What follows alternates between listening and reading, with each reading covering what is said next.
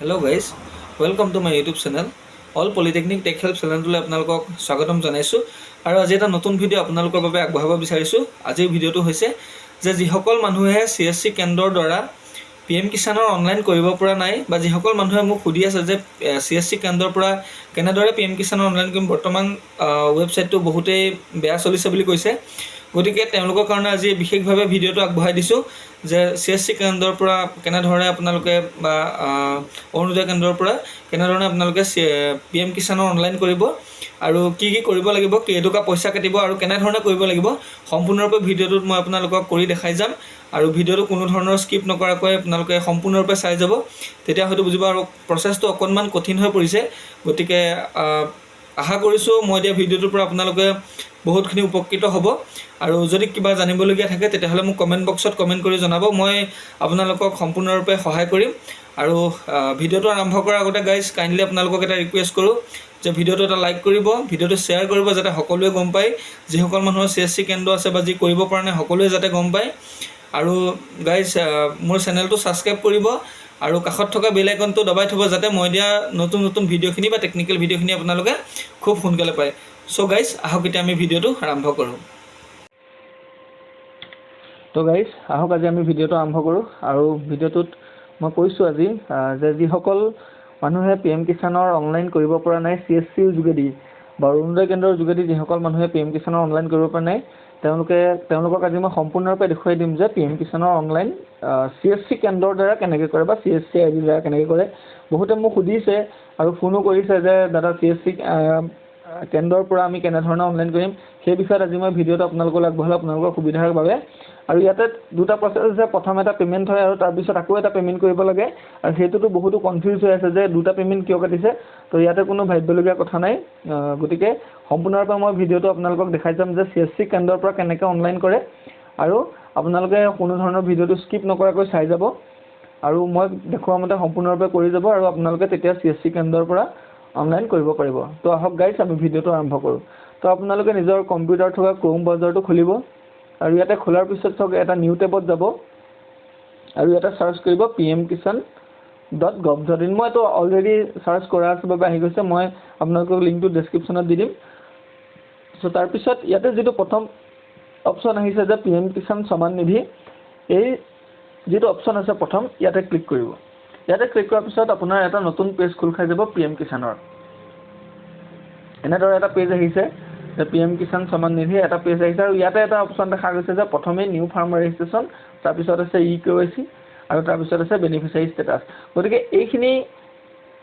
আমাৰ সকলোৱে এই ৱেবছাইটটোত পাই থাকে বা কৰি আছে, কিন্তু যিসকলে CSC কেন্দ্ৰৰ পৰা কৰিব তাতে অপশ্যনটো অলপ বেলেগ ধৰণৰ হয়। ইয়াতে ৰাইট চাইডে অলপ ওপৰত চাব যে ইয়াতে এটা লগইন বুলি অপশ্যন আছে,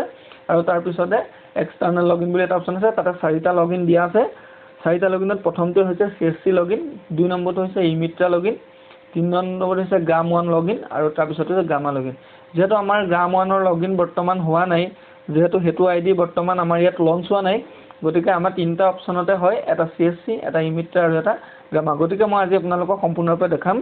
যে CSC IDৰ পৰা কেনেকৈ কৰা হয়। তো ইয়াতে কি কৰিব, এক্সটাৰ্নেল লগইনত গৈ আপোনালোকে CSC লগইনত ক্লিক কৰিব। CSC লগইনত ক্লিক কৰাৰ পিছত ইয়াতে চাওক এনেকৈ এটা পেজ আপোনাৰ খোল খাই যাব। প্ৰথমটো আহিব ফাৰ্মাৰ ৰেজিষ্ট্ৰেশ্যন, তাৰপিছত আহিব আপোনাৰ edit farmer detail, enter update Aadhaar number, আৰু তাৰপিছতে আহিব বায়'মেট্ৰিক আধাৰ অথেণ্টিকেশ্যন, তাৰপিছত আহিব ষ্টেটাছ ৰেজিষ্টাৰ্ড ফাৰ্মাৰ, তাৰপিছতে ৰিপৰ্ট আছে, তাৰপিছতে লগ আউট আছে। ইয়াতে কি কৰিব, প্ৰথমটো ফাৰ্মাৰ ৰেজিষ্ট্ৰেশ্যনত ক্লিক কৰিব। ফাৰ্মাৰ ৰেজিষ্ট্ৰেশ্যনত ক্লিক কৰাৰ পিছত ইয়াতে এটা অপশ্যন দিছে, এটা আধাৰ নাম্বাৰ আৰু ইয়াতে এটা দিছে চিলেক্ট ষ্টেট। গতিকে প্ৰথমতে কি কৰিব, আপোনালোকৰ যিটো আধাৰ নাম্বাৰ আছে যোনে কৰিব তেওঁৰ আধাৰ নাম্বাৰটো সম্পূৰ্ণৰূপে ইয়াতে ফিল কৰিব। ইয়াতে আধাৰ নাম্বাৰটো ফিল কৰাৰ পিছত ইয়াতে চাব সম্পূৰ্ণৰূপে আধাৰ নাম্বাৰটো ফিল কৰি ল'ব। তাৰপিছতে ইয়াত থকা যিটো আপোনাৰ ষ্টেটটো আছে সেই ষ্টেটটো চিলেক্ট কৰি ল'ব। ইয়াতে মই ষ্টেট চিলেক্ট কৰি লৈছোঁ। তাৰপিছতে ইয়াতে যিটো চাৰ্চ বটন আছে সেই চাৰ্চ বটনটোত ক্লিক কৰিব। যেতিয়া চাৰ্চ বটনটো ক্লিক কৰিছে তেতিয়া ইয়াতে আপোনাৰ এটা CSC ID আপোনাৰ যিটো CSC ID হয় CSC IDটো আহিছে, আৰু আপোনাৰ ডেটটো আহিছে, আৰু আপোনাৰ CSC ৰেফাৰেন্স নম্বৰটো আহিছে আৰু এটা পেমেন্ট কৰিব আহিছে তা পেমেন্ট কৰোতে কি হয় আপোনাৰ যেটো CSC পাসওয়াৰ্ড হয় প্ৰথম সেই পাসওয়াৰ্ডটো ইয়াতে ফিল কৰিব লাগিব প্ৰথম ইয়াতে ফিল কৰাৰ পিছত আপোনাৰ যেটো CSC ID ওয়ালেট পিন হয় সেই ওয়ালেট পিনটো ইয়াতে ফিল কৰিব আহে তো ইয়াতে ওয়ালেট পিনটো আপুনি ফিল কৰাৰ পিছত আপোনাৰ একাউণ্টৰ পৰা 5 টকা পইচা এটা কটা হয় আৰু সেই 5 টকা পইচাটো এই কাৰণে কটা হয় যে হেতু আপোনাৰ প্ৰথম এন্ট্ৰি ফিজ হয় যিজন মানুহে যিজন CSC হোল্ডাৰে যেতিয়া প্ৰথম PM কিষাণৰ অনলাইন কৰিব তেওঁৰ CSC হোল্ডাৰ হিচাপে তেওঁৰ পৰা 5 টকা এটা চাৰ্জ কটা হয় আৰু সেই 5 টকাটো 24 ঘণ্টাৰ ভিতৰত তেওঁলৈ ৰিটাৰ্ণ কৰা হয় গতিকে এটো মই আপোনালোকক মোৰ CSC ID খুলি সম্পূৰ্ণৰূপে দেখাই দিম যে 5 টকাটো মই কিমান বাৰ কটাইছো আৰু কিমান বাৰ ৰিটাৰ্ণ পাইছো ইয়াৰ পিছত আপোনালোকে কি কৰিব আধাৰ ৰেজিষ্টাৰ মোবাইল নম্বৰটো ইয়াতে ফিল কৰিব আৰু হেতু 5 টকাটো কাটিলেও কোনো প্ৰবলেম নাই হেতু আপোনালোকক সম্পূৰ্ণৰূপে ৰিটাৰ্ণ পাব আৰু হেতুৰ বিনিময়ত আপুনি কাৰো পৰা পইচা ল'ব নালাগে ইয়াৰ পিছতে কি কৰিব আপোনাৰ মোবাইল নম্বৰটো ইয়াতে ফিল কৰিব তাৰ পিছত ইয়াতে গেট মোবাইল OTP যেটো অপচন আছে ইয়াতে মোবাইল OTP ক্লিক কৰিব মোবাইল OTP ক্লিক কৰাৰ পিছত চাব OTP has been sent your mobile number তো OTP মোবাইল নম্বৰত আহিছে আৰু আপোনাৰ OTP ইয়াতে আপুনি OTP টো ফিল কৰি ল'ব প্ৰথম যেটো 4 ডিজিট মোবাইল নম্বৰ আপোনাৰ সেন্ড হ'ব তো ইয়াতে আপুনি OTP ফিল কৰিলে তাৰ পিছত আপুনি সাবমিট OTP ক্লিক কৰিব সাবমিট OTP ক্লিক কৰাৰ পিছত ইয়াতে চাব ক্যাপচাৰ ফৰ EKYC বাই মাৰফো ডিভাইস আৰু আপোনালোকৰ কম্পিউটাৰ যেটো লঞ্চ হৈ আছে মাৰফোয়ে হওক বা মান্ত্ৰাই হওক বা EKYC এট্ৰেক ডিভাইস যিহে নহওক গতিকে সেই কাৰণে আপোনালোকে নিজৰ যেটো কম্পিউটাৰ ডিভাইস ইনষ্টল হৈ আছে সেই ডিভাইসটোত ক্লিক কৰিব ইয়াতে মোৰ ইয়াতে ইমানটা হৈ আছে গতিকে মই ইমানটাত ক্লিক কৰিম আৰু ইয়াতে দেখিছে RD সাৰ্ভিস ডিসকভাৰ সাকসেসফুলি আৰু ইয়াতে ওকে কৰিব তাৰ পিছত আপোনাৰ এটা ক্যাপশন আহিব যে পুট ইওৰ ফিংগাৰ ইয়াতে আপুনি যেটা ফিংগাৰ প্ৰেছ কৰিব ইয়াতে সব ফিংগাৰ প্ৰেছ কৰাৰ পিছত যেটো ক্যাপচা সাকসেস হৈছে তো ইয়াতে সাকসেস দেখাইছে যদি ক্যাপচা সাকসেস নহয় তেতিয়া হলে আপোনাৰ টাইম আউট দেখাব আৰু হেতু আপুনি যদি কৰি থাকে তেতিয়া হলে আপোনাৰ হৈ যাব আৰু ইয়াতে এটা কথা আছে যে আধাৰ কাৰ্ডত আপুনি 10টা ফিংগাৰ দিয়া থাকে সেই 10টা ফিংগাৰ ভিতৰত যিকোনো এটা ফিংগাৰ মেচ কৰিলে আপোনাৰ ক্যাপচাটো সাকসেস দেখাব খালি সম্পূৰ্ণৰূপে ক্যাপচাটো আপোনাৰ আধাৰ কাৰ্ডৰ সৈতে মেচ হ'ব লাগিব আৰু ইয়াৰ পিছত আপুনি সাবমিট বাটনত ক্লিক কৰিব ইয়াতে ক্লিক কৰাৰ পিছত আপোনাৰ এনেধৰণে পেজটো খোল খাই যাব এনেধৰণে পেজটো খোল খাই যোৱাৰ পিছত আপুনি ইয়াতে চাব যে নিজৰ ডিস্ট্ৰিক্টটো সিলেক্ট কৰিব ডিস্ট্ৰিক্টটো সিলেক্ট কৰা হৈ গৈছে আমাৰ তাৰ পিছতে আপুনি ক্লিক কৰিব ইয়াতে আপোনাৰ সাব ডিস্ট্ৰিক্ট সিলেক্ট কৰিব তাৰ পিছত এখন সম্পূৰ্ণৰূপে আপোনাৰ যিখন PM কিষাণ অনলাইন ফৰ্ম হয় এই গোটে ফৰ্মখন ইয়াতে আছে আৰু এই ফৰ্মখনত ফিল আপ কৰিলে আপুনি কোনো ধৰণৰ অসুবিধাৰ সন্মুখীন নহয় আৰু আপুনি সম্পূৰ্ণৰূপে 100% আপোনাৰ PM কিষাণ সন্মান নিধি 2000 টকাকৈ যেটো 4 মাহৰ মূৰত দিয়া হয় যেটো বছৰ কমত 6000 টকা দিয়া হয় হেতু সম্পূৰ্ণৰূপে লাভ কৰিব আৰু এটোৱে হৈছে প্ৰসেস PM কিষাণৰ অনলাইন আপোনাৰ CSC ID দ্বাৰা গতিকে ইয়াৰ পিছতে আপোনালোকৰ যেটো ব্লক হয় সেই ব্লকটো ইয়াতে সিলেক্ট কৰি ল'ব তাৰ পিছতে আপোনাৰ ব্লকৰ আন্ডাৰত যিখন আপোনাৰ ৰেভিনিউ গাঁও আছে সেই ৰেভিনিউ গাঁওখন ইয়াতে সিলেক্ট কৰিব ৰেভিনিউ গাঁওখন সিলেক্ট কৰাৰ পিছত ইয়াতে সব আপোনাৰ ক্যাটাগৰীটো বিচাৰিছে ক্যাটাগৰী আপুনি ইয়াতে দুটা হৈছে এটা জেনাৰেল আৰু আদাৰ্স যিসকল OBC হয় যিসকল জেনাৰেল হয় তেওঁলোকক একটা বিভাগত ধৰা হৈছে আৰু ST SC বিভাগে ধৰা হৈছে গতিকে আপুনি ইয়াতে জেনাৰেল হলো জেনাৰেল আৰু OBC হলো OBC ইয়াতে জেনাৰেলত ক্লিক কৰিলে আপোনাৰ হৈ যাব তাৰ পিছতে আপোনাৰ এটা অপচন আহিছে সিলেক্ট ফাৰ্মাৰ টাইপ যদিহে আপুনি সৰু খেতি হয় ক্ষুদ্ৰ কৃষক হয় তেন্তে আপোনাৰ মাটিকালিৰ হিচাপটো হ'ব 1 হেক্টৰৰ পৰা 2 হেক্টৰ যেটো 1 হেক্টৰ মাটিত আপোনাৰ 7 বিঘা 11 লুচা মাটি থাকে গতিকে সেই হিচাপত আপোনাৰ 1 হেক্টৰৰ যদি কম মাটি আছে তেতিয়া হলে আপুনি ক্ষুদ্ৰ খেতিয়ক আৰু যদি আদাৰ্স হয় তেতিয়া হলে আপুনি আদাৰ্স আপুনি কিমান মাটিত খেতি কৰে সেটো ভৰাব লাগিব গতিকে আমি স্মল ফাৰ্মাৰত স্মল 1 of 2 হেক্টৰ সিলেক্ট কৰিম তাৰ পিছতে আপোনাৰ যেটো মোবাইল নম্বৰ ইয়াতে আপুনি PM কিষাণৰ কথা বা PM কিষাণৰ পইচা সোমাইছে নে নাই বা PM কিষাণৰ ডিটেইলছ জানিব বাবে যেটো মোবাইল নম্বৰ এড কৰিব বিচাৰিব সেই মোবাইল নম্বৰটো ইয়াত সম্পূৰ্ণৰূপে আপুনি এড কৰিব পাৰিব যেটো আপোনাৰ আধাৰ ৰেজিষ্টাৰ নহলেও হ'ব যিকোনো এটা মোবাইল নম্বৰ আপুনি দিলে হ'ব যেহেতু মোৰ যেটো আধাৰ নম্বৰ হেতুৱে ইয়াতে একেটা নম্বৰে হয় যেটো মোৰ আদাৰ্স নম্বৰ নাই গতিকে হয়তো মই ইয়াতে একেটা নম্বৰে ফিল কৰি দিছো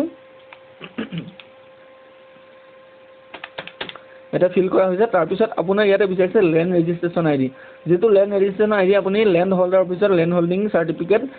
ইস্যু হোৱাৰ পিছতহে পায় গতিকে হেতু আপোনাৰ ইয়াত আৰু কোনো ধৰণৰ ৰেড ডট নাই আৰু কোনো ধৰণৰ ফিল আপ কৰিব নালাগে আৰু ইয়াতে এটা অপচন আছে কিছুমানে কয় যে PM কিষাণৰ ক্ষেত্ৰত আপোনাৰ ৰেশন কাৰ্ডৰ প্ৰয়োজন ইয়াতে ৰেশন কাৰ্ড কোনো মেন্ডেটৰি নহয় এটা ৰেশন কাৰ্ড দিব নালাগে যদি যিসকলৰ আছে তেওঁলোকে দিব পাৰে যিসকলৰ নাই তেওঁলোকে নিদিলেও হ'ব তাৰ পিছতে ইয়াতে এটা অপচন আছে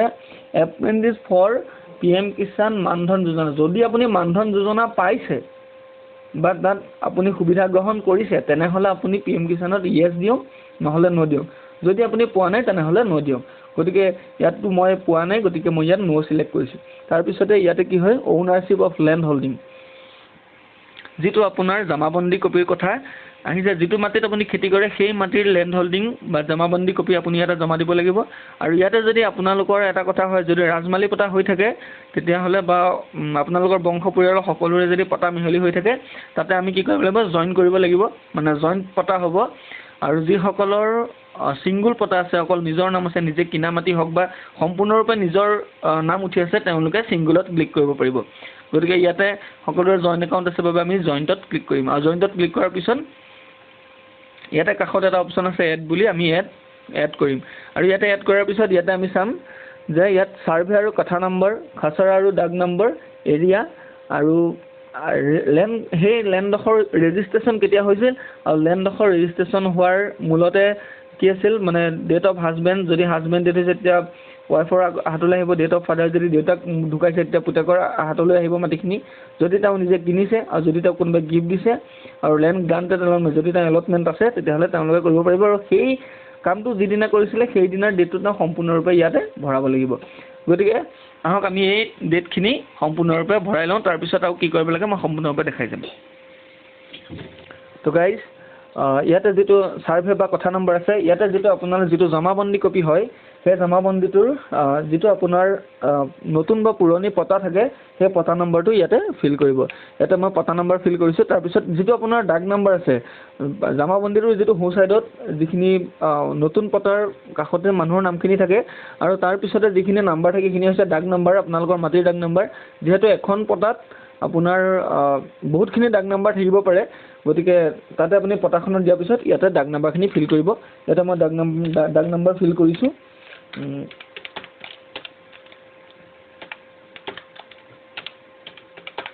ইয়াতে ডাক নম্বৰ ফিল কৰাৰ পিছত ইয়াতে এৰিয়াটো যিটো আমি প্ৰথমে ভৰাইছিলোঁ ইয়াতে চব মই দেখাই দিছোঁ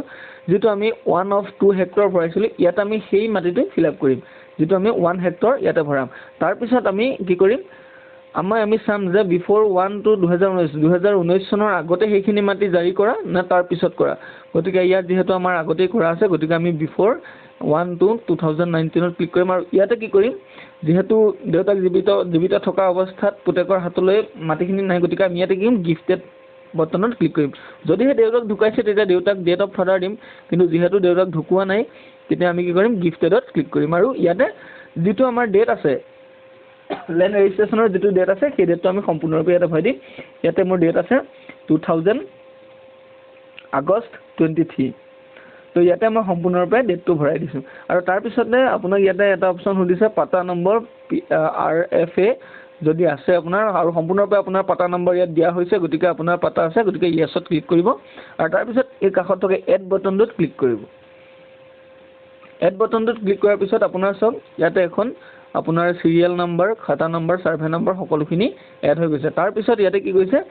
land upload please PDF only file maximum size আপোনাৰ যিটো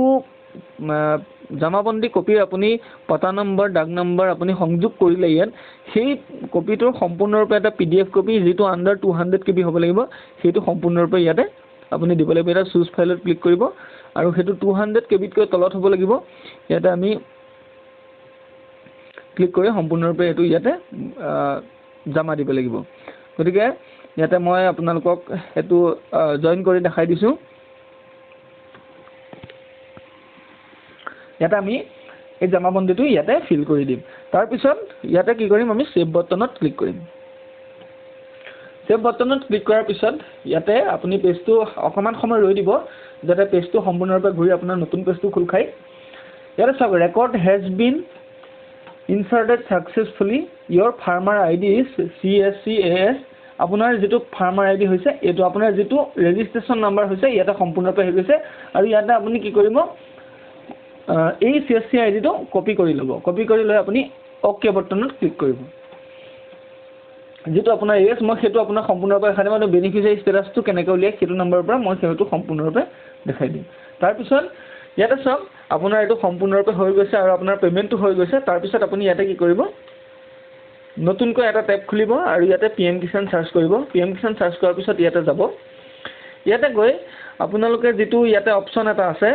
যেটো নো ইওৰ ষ্টেটাস যেটো অপচন আছে যেটো আপোনাৰ ৰেজিষ্ট্ৰেচন নাম্বাৰ ওলাব সেই ইয়াতে কি কৰিব ইয়াতে সেই যেটো আপুনি কপি কৰিছিল সেইটো ৰেজিষ্ট্ৰেচন নাম্বাৰটো ইয়াতে ফিল কৰি দিব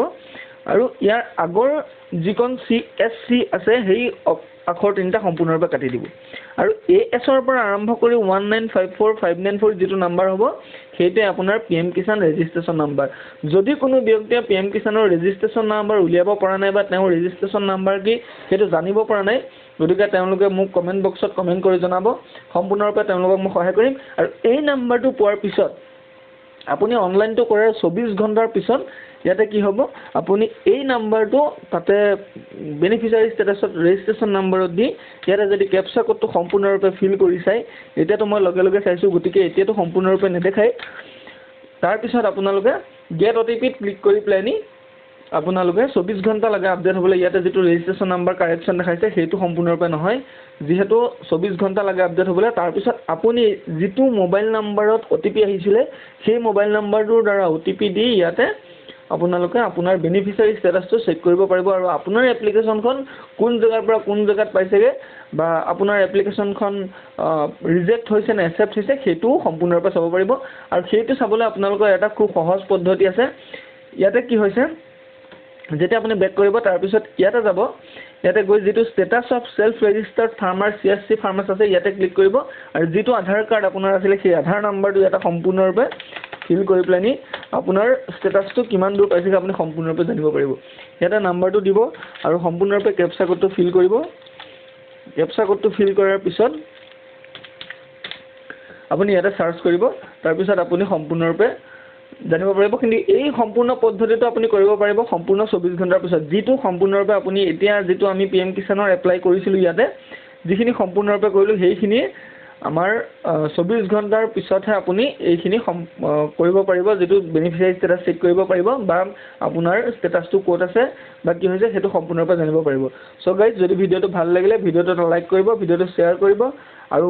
কিবা জানিব লগা থাকিলে মোক কমেন্ট কৰি সুধিব মই আপোনালোকক পাৰ্যমানে সহায় কৰিম আৰু আপোনালোকে ভিডিওটো সাবস্ক্ৰাইব কৰি ৰাখিব মোৰ চেনেলটো সাবস্ক্ৰাইব কৰিব আৰু কাষত থকা বেল আইকনটো দবাই ৰাখিব যাতে মই দিয়া টেকনিক্যাল ভিডিওখিনি খুব সোনকালে আপোনালোকে পাই থাকে থ্যাংক ইউ